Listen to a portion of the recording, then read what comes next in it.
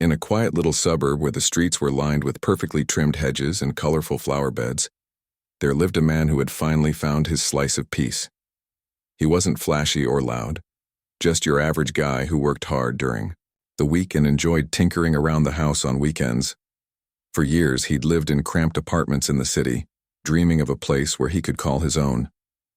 And when he stumbled upon this cozy home with its modest yard and charming driveway, he thought he'd hit the jackpot. The day he moved in, he couldn't help but feel proud. It wasn't the biggest house on the block, but it was his. The previous owners had left behind a well-maintained space, including a smooth, freshly paved driveway that led right up to the garage. It was practical, functional, and just what he needed for his car and occasional weekend projects. Everything seemed perfect, until one fateful morning when an unexpected letter arrived. It came in the usual way, tucked inside the mailbox along with bills and junk mail. At first glance, it looked harmless enough, a plain white envelope with no return address. But as soon as he opened it, his heart sank.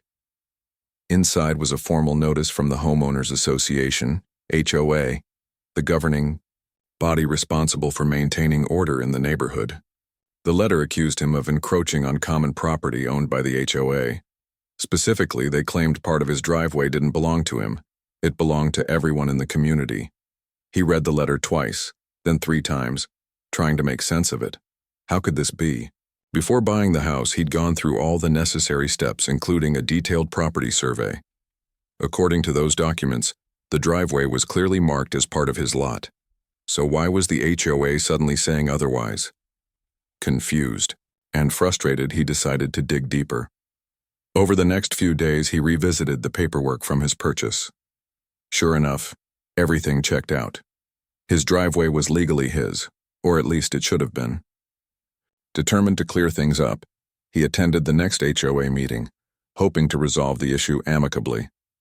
Walking into the community center that evening, he felt a mix of nerves and determination. The room was filled with neighbors he barely knew, most of whom nodded politely but kept their distance. When it was his turn to speak, he calmly explained the situation, showing copies of the survey and pointing out the discrepancies in the HOA's claims. But instead of listening, the board members dismissed his arguments. One of them, a stern-looking woman with glasses perched on her nose, insisted that the original blueprints of the neighborhood showed the driveway falling outside his property line. Another chimed in, saying that even if the survey said otherwise, the HOA's rules took precedence. Their tone was cold, almost accusatory, as if he'd intentionally tried to cheat the system. By the end of the meeting, he felt more defeated than ever. Not only had they refused to budge, but some of the other homeowners began whispering among themselves, casting judgmental glances his way. A few even muttered under their breath about how such disputes could hurt property values. As he walked back to his car, he couldn't shake off the feeling of isolation. Here he was, just trying to protect what was rightfully his, and yet he was being painted as the villain. That night, lying awake in bed, he replayed the events over and over in his mind. Was he really wrong? Or was the HOA simply flexing its power because they could? The more he thought about it, the angrier he got. They weren't just challenging his driveway. They were challenging his integrity, his independence, and his right to stand up for himself. And then, somewhere between frustration and exhaustion, an idea sparked. What if he fought back? Not just by arguing over paperwork, but by hitting them where it hurt. After all, the HOA thrived on control, especially when it came to shared spaces like roads and sidewalks. If he could find a way to disrupt that control, maybe, just maybe, they'd see things his way.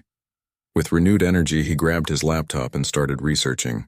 Hours turned into days as he pored over local laws, zoning regulations, and anything else he could get his hands on. Slowly but surely, a plan began to take shape. One that would change not only his life, but the entire neighborhood forever. Little did he know, this was just the beginning of a battle that would test his patience, his wit, and his willpower.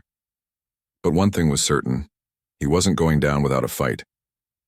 The next morning, fueled by a mix of determination and sleepless nights, he sat down at his kitchen table with stacks of papers spread out in front of him. Coffee steamed in his mug as he dove deeper into the rabbit hole of property law, zoning, rules, and neighborhood history. It wasn't exactly thrilling stuff, more like reading through dry legal jargon, but every detail mattered. He knew that if he wanted to stand up to the HOA, he needed ammunition, something concrete that would shut down their claims once and for all. As he sifted through old records from the county office, one thing became painfully clear. The neighborhood had been built decades ago, back when developers were less careful about mapping out exact boundaries. Mistakes had been made, lots of them, and those errors had never been fully corrected. The HOA was using these outdated blueprints to justify their claim. But here was the kicker. There was no official document proving they actually owned the land under his driveway.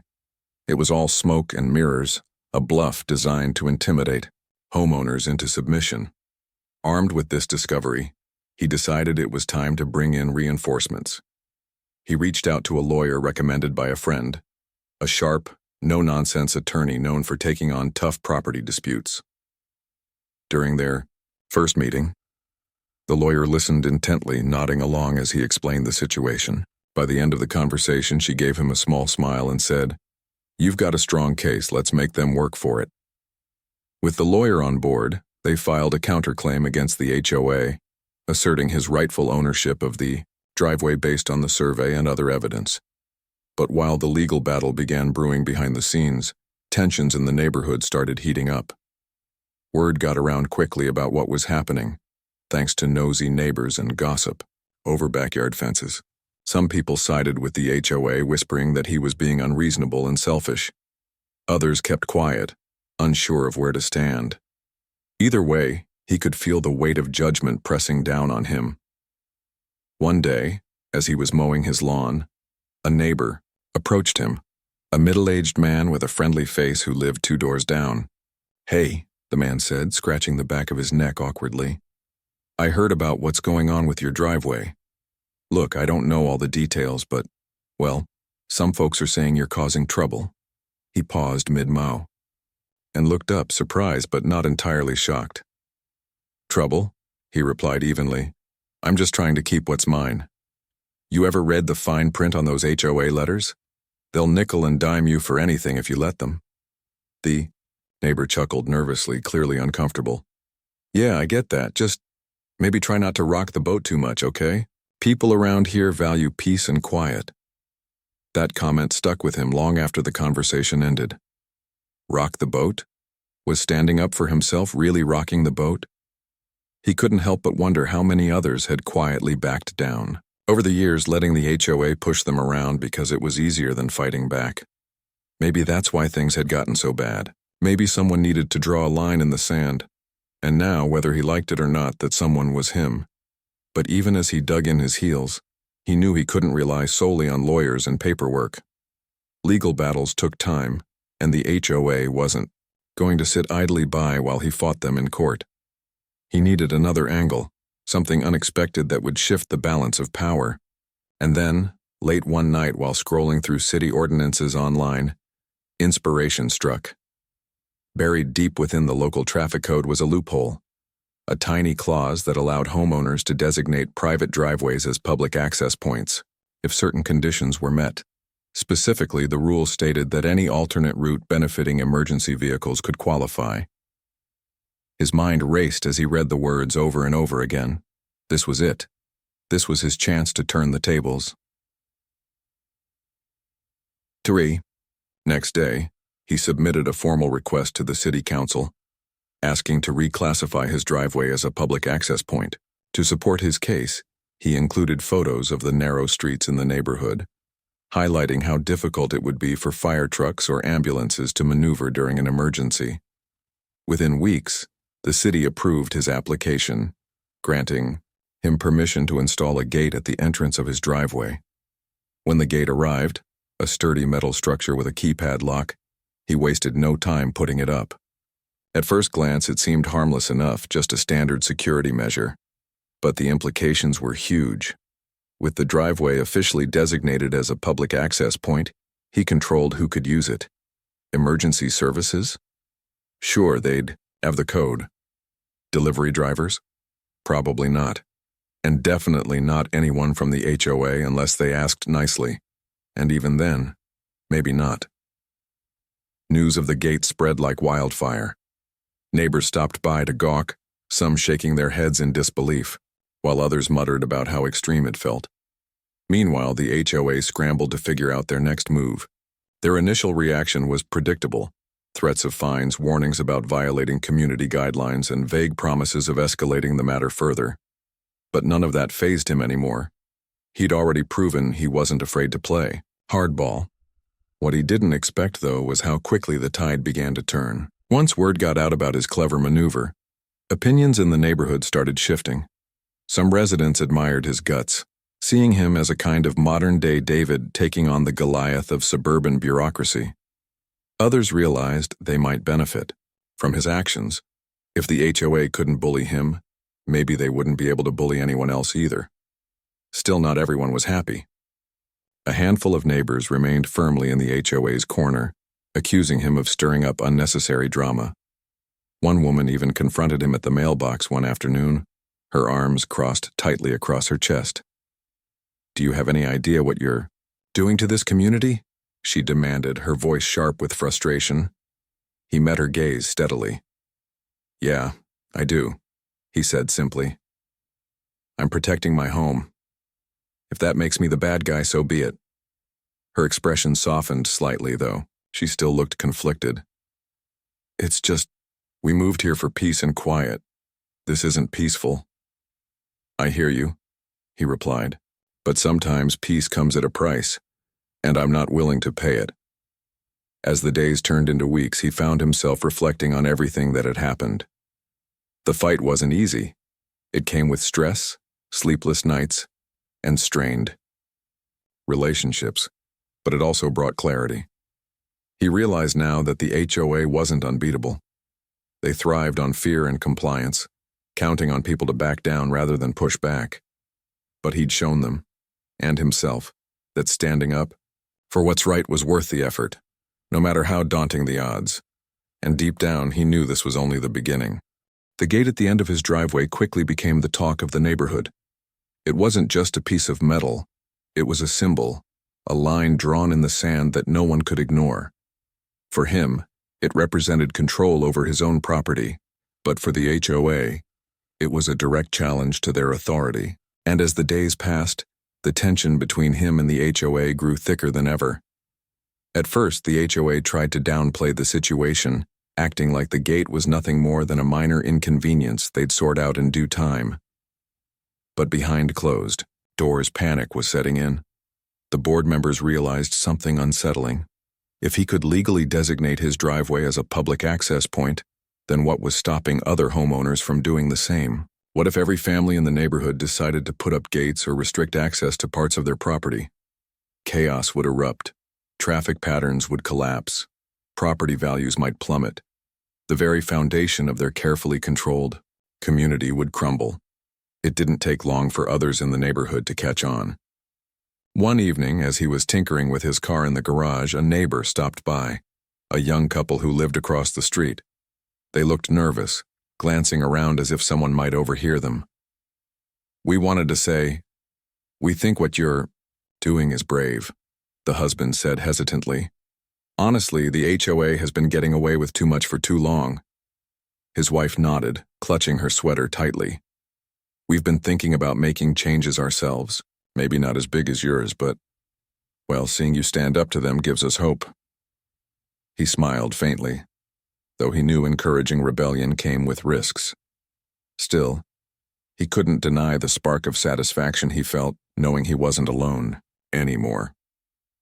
The HOA had always relied on fear of fines, fear of lawsuits, fear of being ostracized, but now people were starting to see through that. They were realizing they didn't have to live under the thumb of an organization that acted like it owned them. But while some neighbors cheered him on, others weren't so supportive. A group of longtime residents banded together, convinced that his actions were ruining the harmony of the community. Led by a stern older woman who chaired the HOA's landscaping committee, they began circulating petitions demanding he remove the gate immediately. Flyers appeared on mailboxes overnight, accusing him of selfishness and irresponsibility. Some even went so far as to call him a troublemaker during informal gatherings, spreading rumors that he was trying to sabotage the neighborhood. Despite the backlash, he refused to back down. Every accusation only strengthened his resolve. He started documenting everything: the flyers, the whispered insults, the thinly veiled threats from the HOA, knowing it might come in handy later. If anything, their desperation proved he was onto something. They wouldn't be lashing out like this if they weren't scared. Meanwhile, the ripple effects of his decision continued to spread. Inspired by his bold move, other homeowners began testing the limits of the HOA's power. One man erected a tall wooden fence along the edge of his yard, blocking off a shortcut that delivery trucks often used. When confronted by the HOA, he shrugged and said, "It's my land. If you don't like it, sue me." Another resident parked their RV sideways across a communal pathway, claiming it needed repairs. Suddenly, the once pristine streets of the neighborhood felt less like a model suburb and more like a battleground. The chaos reached its peak when a delivery driver got stuck trying to navigate the maze of blocked-off paths and makeshift barriers. Frustrated, the driver left packages scattered near the entrance of the subdivision instead of delivering them directly to homes. That's when the complaints really started pouring in. Neighbors who had initially supported the HOA found themselves caught in the crossfire, frustrated by missed deliveries and delayed services. Even those who hadn't taken sides began questioning whether the HOA's strict rules were worth all the drama. Amidst the growing unrest, the HOA called an emergency meeting, hoping to regain control of the situation. Flyers were posted everywhere, urging attendance and warning of dire consequences if the community didn't unite against the disruptive elements threatening their way of life. The night of the meeting, the community center was packed. Tensions ran high as neighbors argued over whose fault the problems were and what should be done about them. When it was his turn to speak, he walked to the front of the room, aware of the eyes boring into him. Some glared, others stared curiously, and a few even gave him subtle nods of encouragement. Taking a deep breath, he addressed the crowd. "I didn't ask for any of this," he began, his voice steady despite the knot of nerves in his stomach. "All I wanted was to protect my home. But instead of working with me, the HOA chose to fight. Now look where we are, divided, angry, and worse off than before. This isn't about me or my driveway anymore. It's about how we treat each other and how much power we're willing to give to an organization that doesn't always have our best interests at heart."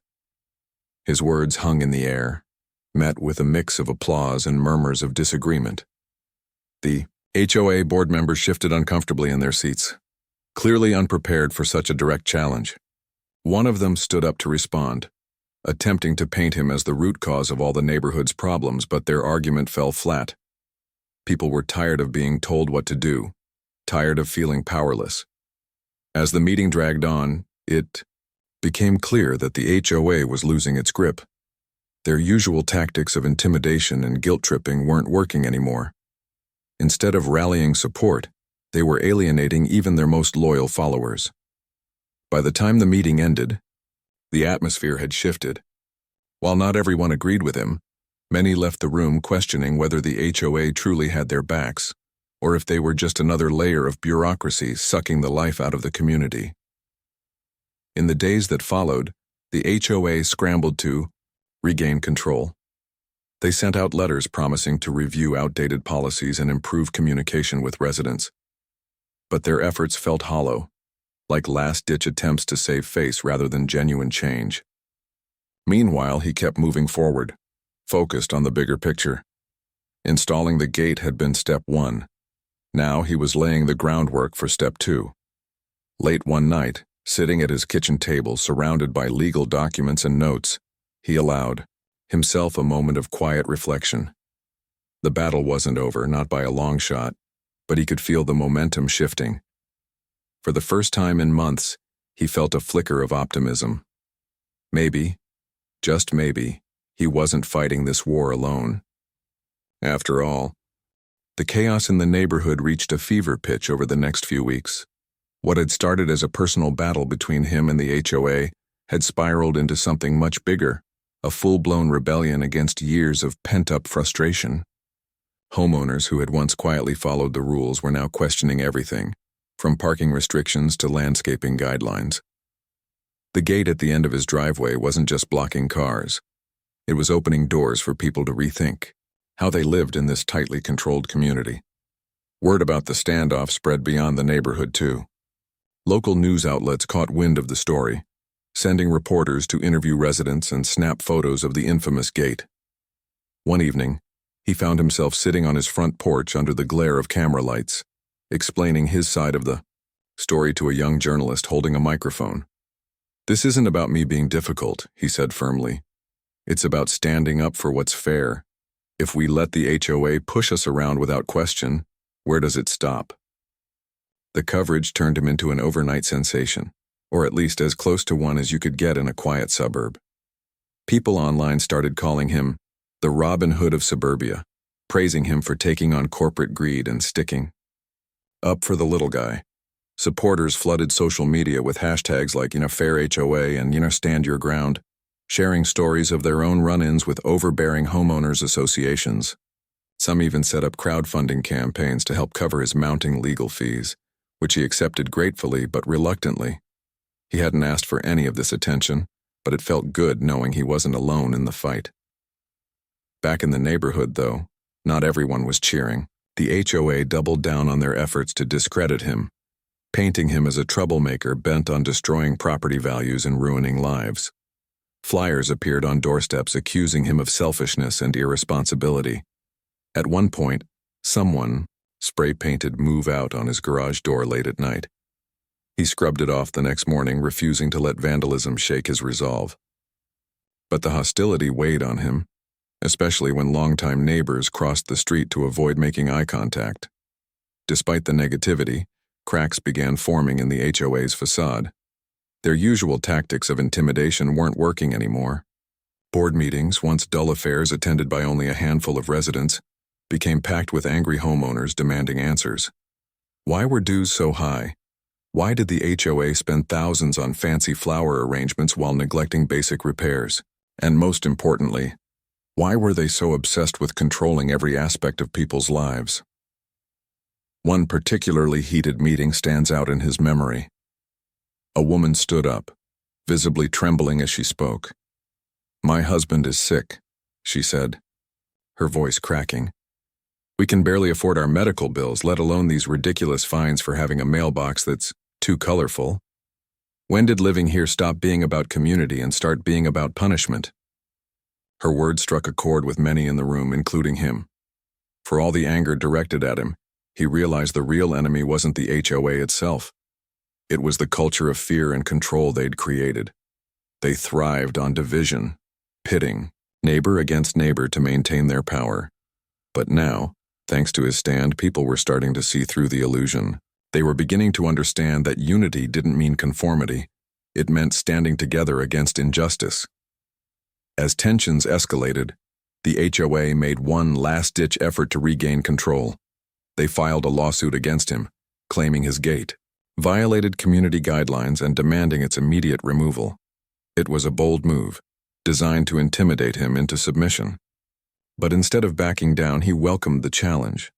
With his lawyer by his side, he prepared to take them to court, confident that the evidence, his survey, the city's approval of the public access designation, and their own shaky paperwork would speak for itself. The lawsuit brought even more attention to the situation, drawing reporters and curious onlookers from neighboring towns. Strangers drove through the subdivision just to catch a glimpse of the man who had dared to defy the system. Some left notes of encouragement tucked under his windshield wipers, while others honked in solidarity as they passed by. The support buoyed his spirits, reminding him why he'd started this fight in the first place. But the strain of it all was undeniable. Late nights spent poring over documents left him exhausted, and the constant scrutiny took a toll on his mental health. There were moments when he wondered if it was worth it, if fighting the HOA was really worth the stress, the backlash, and the fractured relationships. Then he'd look at the gate, standing tall and unyielding, and remember what was at stake. This wasn't just about a driveway anymore. It was about proving that ordinary people could stand up to authority and win. In the midst of the chaos, small acts of kindness kept him grounded. A neighbor dropped off homemade cookies with a note that read, "Thank you for showing us we don't have to be afraid." Another offered to mow his lawn when he was too busy dealing with lawyers and reporters. These gestures reminded him that, despite the turmoil, there was still goodness in the world. And maybe, just maybe, he was helping bring some of it back to the neighborhood. As the legal battle dragged on, the HOA grew increasingly desperate. Their finances were stretched thin from mounting legal fees, and membership dues continued to decline as disillusioned residents opted out. Behind closed doors, board members argued over whether to settle or keep fighting. Publicly, they maintained their tough stance, insisting they were protecting the community's best interests. But privately, cracks were showing. Rumors circulated that several key members were considering resigning, unable to stomach the growing backlash. Through it all, he remained steadfast, knowing the endgame was near. He could feel the tide turning, not just in his favor, but in favor of everyone who had ever felt powerless against the HOA's iron grip. The rebellion he'd sparked might not solve every problem overnight, but it had planted seeds of change. Seeds that would continue to grow long after the dust settled. Late one night, as he sat on his couch flipping through channels, he paused on a local news segment recapping the ongoing saga. The anchor referred to him as a symbol of resistance in suburban America. And for a moment, he chuckled at the absurdity of it all. Just a few months ago, he'd been an average guy trying to enjoy his new home. Now he was leading a movement that had captured national attention. He leaned back, letting the weight of everything sink in. The road ahead wouldn't be easy, but he knew one thing for certain: he'd already won. Not because of the gate or the lawsuits or the headlines, but because he'd shown people they had the power to stand up and say no. That realization was worth more than any victory in court. The day finally came when the HOA blinked. After months of legal battles, public scrutiny, and growing unrest in the neighborhood, they realized they couldn't keep fighting him, not without risking even more damage to their reputation and finances. It was during one of those tense board meetings that a motion was quietly passed. Drop all claims against his driveway and settle the dispute once and for all. When he received the official letter from their lawyer, he read it twice, just to make sure he wasn't dreaming. The HOA had agreed to withdraw their lawsuit and recognize his ownership of the driveway. No strings attached. In return, he promised to remove the public access designation on his property and dismantle the gate at the end of his driveway. Both sides would walk away, leaving behind what had become an exhausting chapter for everyone involved. At first glance, it seemed like a simple compromise. But as he stood in his driveway later that afternoon, staring at the gate that had sparked so much change, he couldn't help but smile. This wasn't just about winning a battle over a strip of pavement. It was about proving that standing your ground could lead to real results. The HOA might have walked away with their pride bruised, but they also left with a lesson. People weren't going to roll over anymore. Word of the settlement spread quickly through the neighborhood. Some neighbors were relieved, glad the drama was finally over. Others saw it as a victory, a sign that ordinary homeowners could hold their own against powerful organizations. A few still grumbled about how disruptive everything had been, but even they had to admit the HOA had been forced to rethink its approach.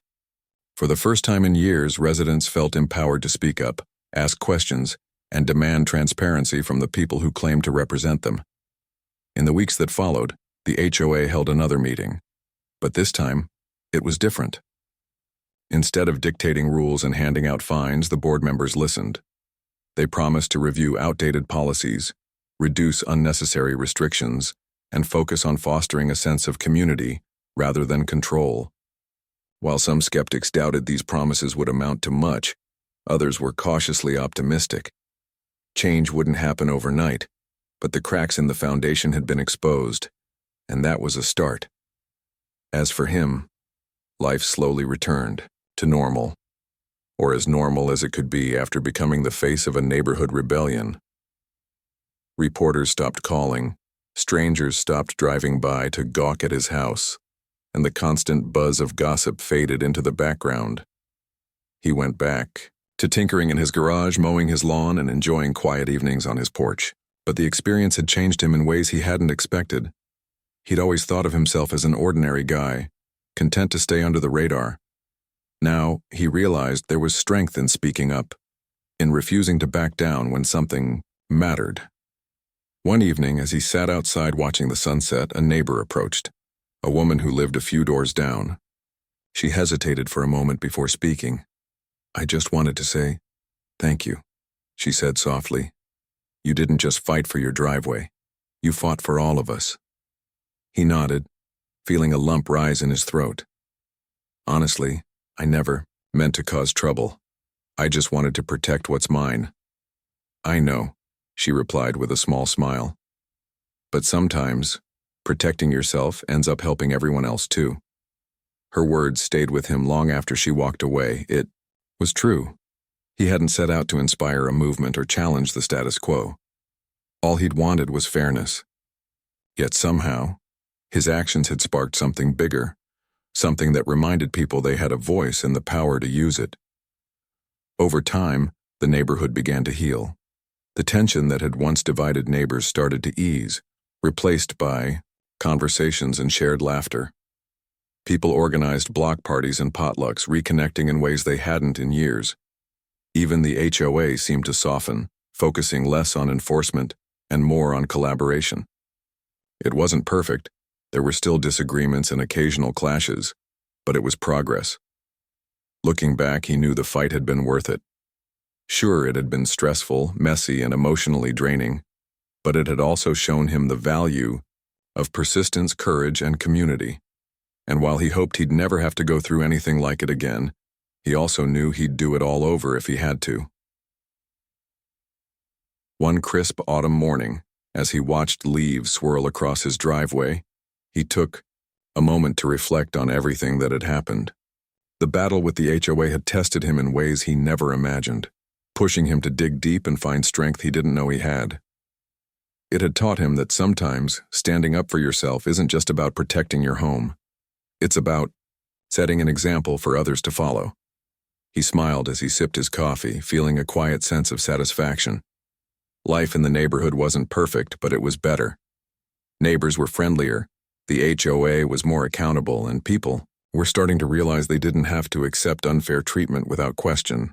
Maybe the driveway itself wasn't anything special, a slab of concrete leading to a modest garage. But it had become a symbol of something much bigger, the power of one person to spark change.